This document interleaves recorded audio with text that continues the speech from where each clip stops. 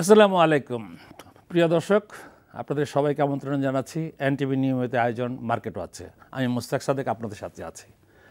এই পুঁজিবাজার নিয়ে আমরা যে আলোচনাটা করি গত 2-3 দিন ধরে 4 দিন ধরে ধরেন মার্কেটটা একটা ফ্ল্যাট অবস্থায় যাচ্ছে। পুঁজিবাজারের না উত্থান না পতন, কেমন জানি একটা অবস্থানে আছে। মার্কেটটা একটু সাই ফিল করতেছে কিনা সেটা নিয়ে আলোচনা করব আজকে। সবচেয়ে বড় কথাটা হচ্ছে যে বিশ্লেষকরা যেটা বলে বেড়াচ্ছেন সেটা হচ্ছে যে পুঁজিবাজার সামনে বাজেটের জন্য অপেক্ষা করতেছে। প্রাতিষ্ঠানিক বিনিয়োগকারীরা দেখতে যাচ্ছেন কি বাজেটে আসে, সেটাই একটু অবজার্ভ করার জন্য অপেক্ষা। কেউ বড় বড় বিনিয়োগকারীরা চিন্তা করছেন বাজেটে কী ধরনের সুযোগ দেওয়া হবে, এই ইত্যাদি ইত্যাদি। তো আমরা একটা জিনিস যেটা বুঝলাম পত্রপত্রিকাতে দেখে, যে বাজেটে যাই থাক না থাক সরকার পুঁজিবাজারকে ভাইব্রেন্ট চায়, কারণ সরকার এই পুঁজিবাজার থেকে পুঁজিবাজারে কিছু নতুন শেয়ার নিয়ে আসতেছে এবং ভালো ভালো শেয়ার নিয়ে আসতেছে পুঁজিবাজারে, এবং বেশ বড় আকারের শেয়ার নিয়ে বাজারে আসতেছে। কাজে আমরা খুবই আশাবাদী যে আগামীতে পুঁজিবাজারটা অনেক ভাইব্রেন্ট হবে। যাই হোক, আজকে আমাদের সঙ্গে প্রথমে আলোচনাতে যোগ দিচ্ছেন মোহাম্মদ শফিকুল আলম, FCA। তিনি একজন পুঁজিবাজার বিশ্লেষক এবং পুঁজিবাজার নিয়ে করেন। জনাব শফিক, ফার্স্ট প্রশ্নটা আপনার কাছে একটাই, যে এই যে পুঁজিবাজার নিয়ে এখন দ্বিধাদ্বন্দ্বে কিছু প্রাতিষ্ঠানিক বিনিয়োগকারীরা এখনও আছেন, যে আমরা এক পা আগা তো দু পা পিছাই, যে কারণে ভলিউমটা এখন পর্যন্ত তেমন জায়গায় যাচ্ছে। যেটুকু ভলিউম হচ্ছে সেটা হলো যে বিদেশি বিনিয়োগকারীরা সুইচিং করতেছে ওয়ান টু আনাদার। আপনার কি ধারণা যে পুঁজিবাজার, এই যে আমি যে কথাটা বললাম বাজেটের নিয়ে এবং প্রাতিষ্ঠানিক বিনিয়োগকারীরা এখনও চায়, আপনার ধারণাটা কি? এটা আপনি ঠিকই বলেছেন মুস্তাক ভাই। স্পেশালি আমি বলবো যে একটা মার্কেটের ভাইব্রেন্ট করার জন্য স্মল ইনভেস্টর বা ক্ষুদ্র বিনিয়োগকারীদের যেমনি ভূমিকা থাকে, বাট এই ভূমিকাটা আসলে আলটিমেটলি মার্কেটের গতির সঙ্গে অ্যাড অথবা ব্যাক হয়। বাট মার্কেটের স্ট্রেংথ বলতে কিন্তু ইনস্টিটিউশন ইনভেস্টর না। সো আমরা দীর্ঘদিন ধরেই দেখছি যে যেরকম ভূমিকা থাকা উচিত ছিল ইনস্টিটিউশনাল ইনভেস্টরদের, সেই ভূমিকাটা আমরা দেখতে পাচ্ছি না। তো অনেকেই আশা করে বসেছিল যে হয়তো এক্সপোজার ইস্যুটা, তারপরে আপনার যেটা নেগেটিভ ইকুইটি, সেই ব্যাপারটা কিন্তু কিছুটা হলেও স্বস্তির জায়গায় এসেছে। এখন একটা ওয়েট অ্যান্ড সি মুভমেন্ট দেখা যাচ্ছে, যে সবাই মনে করছে যে বাজেটে হয়তো কোনো ইনসেন্টিভ বা কোনো রকম কিছু আসে কিনা। আমার কাছে যেটা মনে হয় যে গভর্নমেন্ট যেহেতু আন্তরিকভাবে চায়, স্পেশালি বাজেটকে কেন্দ্র করে এই একটা আগ্রহ তৈরি না হয়ে ওভারঅল যদি আমরা দেখি যে আগামী 2-3 বছরের গভর্নমেন্ট যেভাবে ইনিশিয়েটিভ নিয়েছে, আপনি যেটা বললেন যে বিগ ক্যাপের ভালো কিছু কোম্পানি আসবে। অ্যাপার্ট ফ্রম দিস, একটা ইন্টারেস্টিং পয়েন্ট হচ্ছে, এটা অনেকেই আমরা খেয়াল করি না হয়তো, আজকে বাংলাদেশে ট্যাক্স হলিডে আছে অনেক কোম্পানি যারা ট্যাক্স হলিডে পিরিয়ডে আছে। আপনারা জানেন যে ট্যাক্স হলিডে পিরিয়ডে প্রফিটের একটা সার্টেন পোর্শন ইনভেস্ট করতে হয় আপনার ক্যাপিটাল মার্কেটে। সো সেই সুযোগটা কিন্তু জুন 30 আমরা জানি যে জুন 30 অনেক কোম্পানিরই এখনই কিন্তু ইয়ার এন্ডিং, এবং মোস্টলি গভর্নমেন্ট যেটা ফিসক্যাল পলিসি চেঞ্জ করছে যে every company should have a similar and equal financial fiscal year, that is July two June. So এই কারণে কিন্তু দেখা যাবে অনেক কোম্পানি তাদের ফাইন্যান্সিয়াল ইয়ার চেঞ্জ করে ফেলেছেন। সো আমি আশা করছি জুন এন্ডে একটা স্পেশাল ইনভেস্টমেন্ট আসবে যারা ট্যাক্স হলিডে আছে। আমি স্পেশালি বলতে পারি বাংলাদেশের ট্যাক্স হলিডেতে আছে এরকম বহুত কোম্পানি প্রফিট বেশি থাকে স্পেশালি, এবং আপনারা জানেন তাদের একটা সার্টেন অ্যামাউন্ট এখানে ঢুকবে। সো এইটা একটা ইস্যু আসবে। আর সেকেন্ড, আমি মনে করি বাজেটে এই জিনিসটাকে মাথায় রাখতে পারতো, যেহেতু আপনার ট্যাক্স হলিডের আকার বাড়বে আর ইন ফিউচারে ইভেন ঢাকা থেকে নতুন ফ্যাক্টরি বাইরে শিফট করার জন্য স্পেশাল ক্যাটাগরির একটা আসছে, যে 10% ডিবেট আপনার যে ট্যাক্স রেট হবে ঢাকার এই ভিসিনিটির বাইরে বা যেসব জায়গায় ট্যাক্স হলিডে নাই সেই এলাকার থেকে শিফটিং এর জন্য একটা ট্যাক্স হলিডে পাবে। সো সেই ট্যাক্স হলিডের উপরেও যদি একটা সার্টেন পার্সেন্ট আপনার ক্যাপিটাল মার্কেটে ইনজেক্ট করার বাধ্যবাধকতা তৈরি থাকতো, এটা বাজেটে আসতে পারে, আলাদা এসআরও আসতে পারে। আমার মনে হয় যে আমরা এটা নিয়ে একটু কথা বলতে পারি বা এটা নিয়ে একটা ভয়েস তুললে আমার মনে হয় একটা স্পেশাল ফান্ড, এখানে একটা স্পেশাল ফান্ড, একটা জাঙ্কা ফান্ড আসতে পারে বাজারের মধ্যে, বাজারটা কিছুটা। কিন্তু একটা জিনিস দেখেন আপনি, গত এক সপ্তাহের পত্রপত্রিকা বা পত্রপত্রিকা দেখেন যে সরকার এখান থেকে আপনার ধরেন $15 বিলিয়ন বন্ড বাজারে নিয়ে আসতেছে। এটা নট ইন বাংলাদেশ অনলি, সে সিঙ্গাপুরে লিস্টেড হচ্ছে। সিঙ্গাপুর থেকে মানে প্রায় 10 বিলিয়ন আর 5 বিলিয়ন এখান থেকে হবে বন্ড মার্কেট। আচ্ছা, সেটা বুঝলাম, বন্ড মার্কেটের তেমন আমাদের পুঁজিবাজারে তেমন এফেক্ট না করলেও সবচেয়ে বড় যে জিনিসটা হচ্ছে বড় 3-4টা ইস্যু নিয়ে আসতেছে এক্স্যাক্টলি, মানে সরকারের, এবং সরকারের হাতে যে শেয়ারগুলো আছে সেগুলো বাজারে অ্যাটলিস্ট 50% বা 30%, 40% ছাড়ার চিন্তাধারা করছে এবং চিন্তাভাবনা করে এবং ছাড়ার চেষ্টা করছে। তো আমার যেটা ধারণা, এবং পুঁজিবাজার যদি ভাইব্রেন্ট না হয়, পুঁজিবাজারে যদি মানি ইনজেক্ট না হয়, তাহলে এই শেয়ার বিক্রি করবে কোথায়? কাজে পুঁজিবাজার ভাইব্রেন্ট হবে, এটা আমি দৃঢ়ভাবে বিশ্বাস করি এবং দৃঢ়ভাবে বিশ্বাসও করি আমি এটা। তো প্রাতিষ্ঠানিক বিনিয়োগকারীদের যে জিনিসটার এখন তারা যেটা বলতে চাচ্ছে, প্রাতিষ্ঠানিক বিনিয়োগকারীদেরকে একটা সুবিধা তো দিয়েছে, বাংলাদেশ ব্যাংক তো একটা দিয়েছে তাদের পেড আপ ক্যাপিটাল বৃদ্ধি করার জন্য, এবং তাদের পেড আপ ক্যাপিটালের করেছে কয়েকজন সাবসিডিয়ারি কোম্পানির পেড আপ ক্যাপিটাল দিয়ে সেটা লোন অ্যাডজাস্টমেন্ট। এখন আপনার প্রশ্নটা হচ্ছে যে নেগেটিভ ইকুইটি, তো নেগেটিভ ইকুইটি তো আপনাকে আইদার আপনাকে রাইট অফে যেতে হবে অথবা আপনাকে অ্যামোর্টাইজ করতে হবে, একটা কিছু করতে হবে। এইটা সারা জীবন বছর খালে 6 বছর ধরে আপনি নেগেটিভ ইকুইটি বলে তো আর পার পাওয়া যাবে না। কাজে নেগেটিভের একটা সমাধান হইতে হবে। আপনার মতামত কি? ডেফিনেটলি আপনি ঠিকই বলেছেন।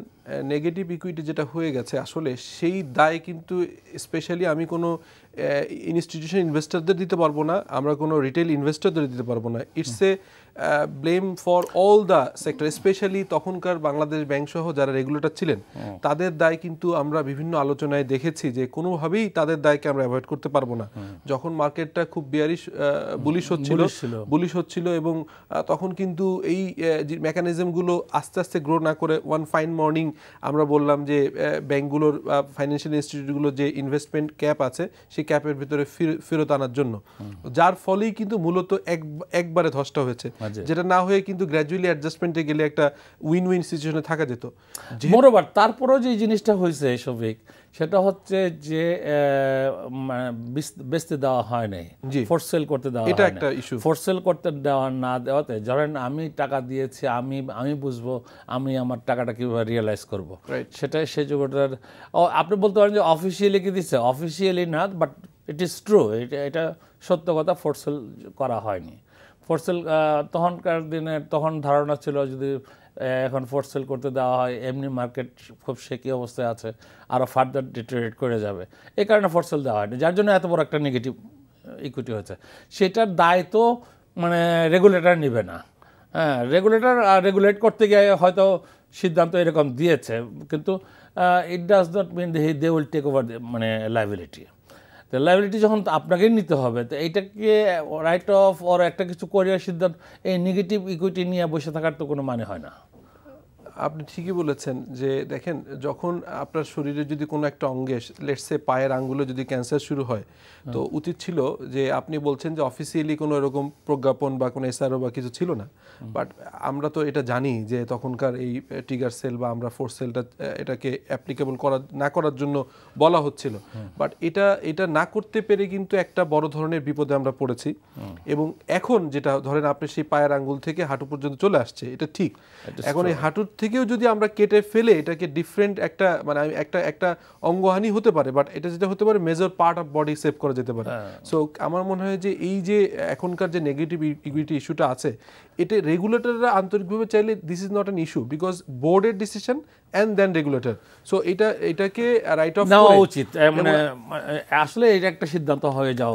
এবং আমানুল্লাহ সাহেবকে পেয়ে একটা জিনিস আমার নিজের থেকে প্রশ্নটা আসতেছে যে এত ভালো ডিভিডেন্ড দিতেছেন, সবগুলো ব্যাংকই প্রায় মোটামুটি ডিভিডেন্ড খুব খারাপ কিছু দিচ্ছে বলে কেউ বলতে পারবে না, মোটামুটি একটা ডিভিডেন্ড ভালোই দিচ্ছে, কিন্তু তারপরেও শেয়ার বাজারে তার কোনো মানে রিয়াকশান নাই, মানে ডিভিডেন্ড দিচ্ছে, মার্কেটে যা ডিভিডেন্ড দেওয়ার আগে যা ছিল ডিভিডেন্ড XD হইয়া 2 টাকা কমে গেল। আর এর মূলত কারণ আমানুল্লাহ ভাই যদি আপনি দয়া করে বলতেন যে আপনাদের ব্যাংকের, প্রাইভেট সেক্টর ব্যাংকের উপর কি আমাদের আস্থা আস্তে আস্তে কমে যাচ্ছে, নাকি অন্য কোনো কারণে যে ভবিষ্যৎ প্রভিশন বেশি হবে এইসব কারণে? আসলে আপনার প্রশ্নটা খুব আমি মনে করি খুব ভালো প্রশ্ন, কিন্তু প্রশ্ন ভালো হলেও আমি বলবো আসলে আমরা স্টক মার্কেট যেটা বললেন এখানেও আমরা আস্থা হারিয়ে ফেলছি। এখন দেশে যে আমরা ব্যবসা করছি, আমরা ব্যবসায়ীরাও একটা নতুন ব্যবসা করার যে প্রবণতা যেটা আমরা যারা পুরানরা আছি আবার নতুন নতুন আরও এখানে ব্যবসায়ী আসবে সেটা যেন পাচ্ছি না। বিশেষ করে আপনি বলবেন যে আমরা যারা এখন আছি পুরনো ব্যবসায়ীগুলো ইন্ডাস্ট্রিয়ালিস্ট বলেন, এটা নতুন কোনো ক্যাপিটাল মেশিনারি কোনো ইম্পোর্ট হচ্ছে না, মানে প্রাইভেট সেক্টর থেকে ইনভেস্টমেন্ট নাই বললেই চলে। এখন যদি প্রাইভেট সেক্টর যদি ইনভেস্টমেন্ট না বাড়ে তাহলে আপনার মানির ফ্লোটা বাড়বে, ব্যাংক ল্যান্ডিং করতে পারবে। ব্যাংকে যথেষ্ট অলস মানি রয়ে গেছে আছে, কিন্তু বিনিয়োগ করার জায়গা পাচ্ছে না এবং দেওয়ার মধ্যে নিশ্চয়তা পাচ্ছে না। কারণ কোথায় দিব? শুধু একজনে হয়তো 10 কোটি নিচ্ছে, ওরাই আমি 20 কোটি করে দিব, তা তো আমার ভালো হলো না। বা কেউ দেখা যাচ্ছে যে অনেক টাকা লোন নিয়েছে, হয়তো দেখা গেছে তার ইন্টারেস্টে টাকা আরও বেড়ে গেছে, হয়তো 10 কোটি 12 কোটি হয়েছে, তারে 15 কোটি করে দিলাম, এটা তো ব্যবসা হলো না। এটা ধরেন এটা একটা সাময়িক অবস্থা হয়তো হচ্ছে, কারণ প্রাইভেট সেক্টর থেকে ইনভেস্টমেন্ট নাই, এই কথাটা সত্য। তবে একটা জিনিস আশার আলো আমি একটুকু দেখতেছি, আপনাদের ভবিষ্যতে আমি একটু বলতে পারি যে সরকার 5,000 কোটি টাকার একটা বন্ড আনতেছে বাজারে। এটা হয়তো আপনারাই কিনবেন, এটা তো আর টম ডিকের এটা কিনবে না, এটা বন্ড মার্কেটে আপনারাই হয়তো কিনবেন। তাতে হয়তো কিছুটা আপনাদের মানে ব্রিদিং স্পেস আসবে। হ্যাঁ, আর সবচেয়ে বড় কথাটা হচ্ছে যে আপনারা এতদিন বলছেন যে আপনাদের স্পেস নেয় মার্কেটে আসার জন্য, এই আপনাদের এক্সপোজার ইত্যাদি ইত্যাদি কথা, এগুলো তো শেষ হয়েছে। এখন তো আপনারা বাজারে আসার মতো অবস্থা হয়েছে, কিন্তু সেটাও কি আপনারা ল্যান্ডিং করতে পারতেছে না? মানে আপনাদের এই অলস টাকা নিয়ে তা আপনারা কি করবেন? এখন অলস টাকা নিয়ে বসে আছি এবং আমাদের তো আসলে ব্যাড লোনও অনেক আছে। পিছনগুলো তো আমরা মোটামুটি যেভাবে আসি এটাকে কোনো রকমে নার্সিং করে এই জায়গায় আসছে, আর কতদিন করব? তো এইগুলো আমাদেরকে পিছু টান দিচ্ছে। তারপরেও আপনি দেখেন আমরা যেটা সমস্যায় ছিলাম, বলতাম যে রেট অফ ইন্টারেস্টটা বেশি, আমরা কিন্তু অনেক কমিয়ে নিয়ে আসছি, অনেক কমিয়ে নিয়েছি। এখন 10% দেওয়ার জন্যই ব্যাংকগুলা পিছনে ঘুরতেছে। তারপরেও কিন্তু আমি যে 10% দিয়েও যে আমি নিব, এটা যে বিনিয়োগ করব, নতুন কোনো বিনিয়োগের তো আমি সুযোগ পাচ্ছি না, নতুন কোনো উদ্যোক্তা আসছে না, নিজেও পাচ্ছেন না। এর একমাত্র কারণ কেউ কেউ বলে যে গ্যাস সংকট, কেউ বলে বিদ্যুৎ সংকট, কেউ বলে জমির দাম বেশি, নতুন কোনো ইন্ডাস্ট্রি গড়ে উঠতেছে না। আমি বলবো জমির দাম বেশি বা গ্যাসের সংকট যাই বলেন না কেন, আমি এখানে ঢাকার আশেপাশে না করে আমি দূরে যাই না, দূরে গেলেই তো আমার প্রচুর জমি পাই।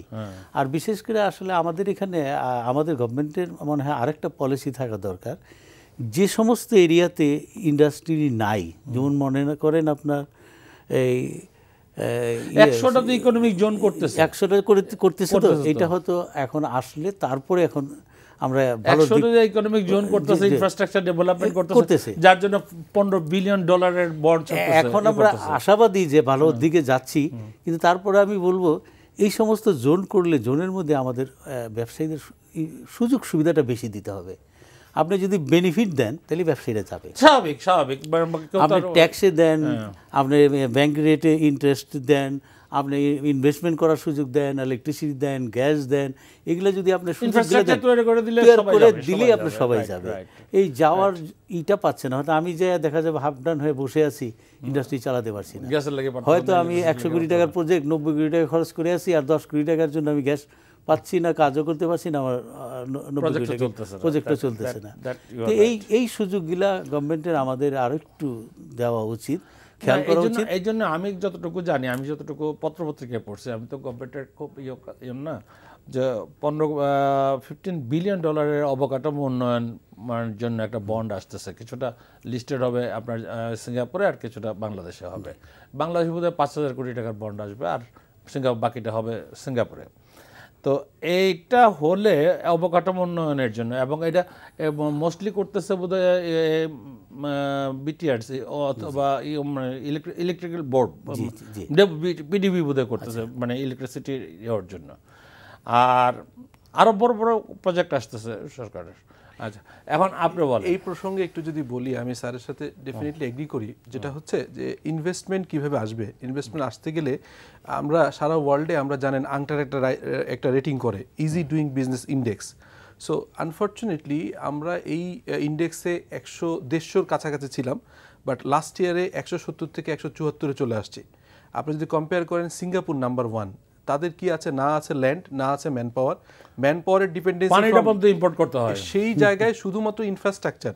আপনি দেখুন উনি যেটা বলছিলেন যে ব্যাংকের অলস টাকা পড়ে আছে, আমি তো এই সেক্টরেই, যেহেতু আমি বিভিন্ন গ্রুপ অফ কোম্পানিজে head of finance, group CFO, finance director কাজ করেছি, আমরা যারা লোন নিব কোথায়, একটা যারা এস্টাবলিশ বিজনেস গ্রুপ তাদের এক্সপানশনে নিশ্চয়ই একটা হরিজন্টাল ভার্টিক্যাল যেও একটা জায়গায় তো থামবে, কিন্তু নতুন এন্টারপ্রেনিয়ার আসতে হবে, নতুন উদ্যোক্তা আসতে হবে। আর নতুন উদ্যোক্তা আসলে লাইসেন্সিং যদি বলেন, টোটাল দেখা যায় যে একটা ট্রেড লাইসেন্স থেকে শুরু করে তার বিজনেস স্টার্ট আপের সময় তার লাইসেন্সগুলো নিতে 180 ডেজ প্লাস লাগে।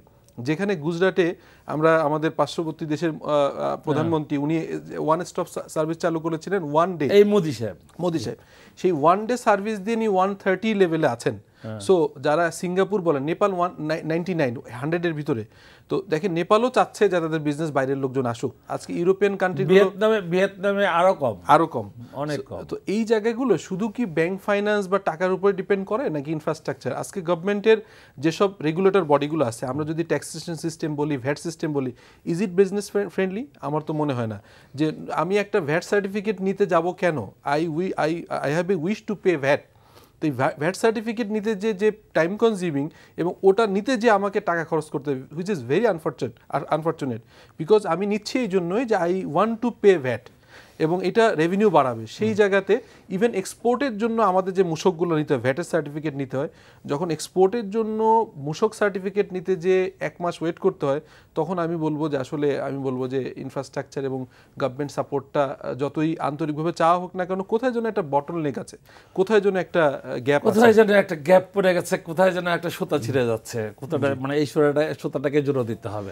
মানে আমার লাগে কি একই কথা বলবো, আমি একই কথা বলবো, কারণ আসলে আমাদের এই যে দেশের যে সিস্টেম, যে অবস্থানটা আছে, আমরা এত হ্যাসেল হই যেটা বলার মতো না। আপনি জান একটা ইন্ডাস্ট্রি করব, একটা পরিবেশ থেকে একটা ছাড়পত্র, সব জায়গায় আপনাকে না এমন ধাক্কা, আপনি দৌড়াতে ক্লান্ত হয়ে অজ্ঞান হয়ে পড়ে যেতে হয়। কিন্তু এই যে মন্ত্রী মহোদয়রা এবং এই যে মানে আমাদের যারা পরিচালনা করেন ইন্ডাস্ট্রি গড়ার জন্য, মানে টেলিভিশনে সারাক্ষণ কথা বলতেছেন, তারা মানে নজরে কি এটা পড়ে না যে ওয়ান স্টপ সার্ভিস বলে কিছু নাই এখানে? না, তারা আসলে মনে পড়ে, কিন্তু তাদের যে আসলে আমলারা আছে, আমি আজকে আর সময় দিতে পারতেছি না,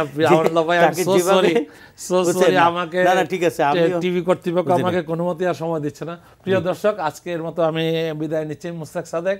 আগামীতে আবার দেখা হবে। আগামীতে আমাদের যে আলোচনা শেষ করতে পারিনি, সে আলোচনা নিয়ে আলোচনা করব ইনশাআল্লাহ।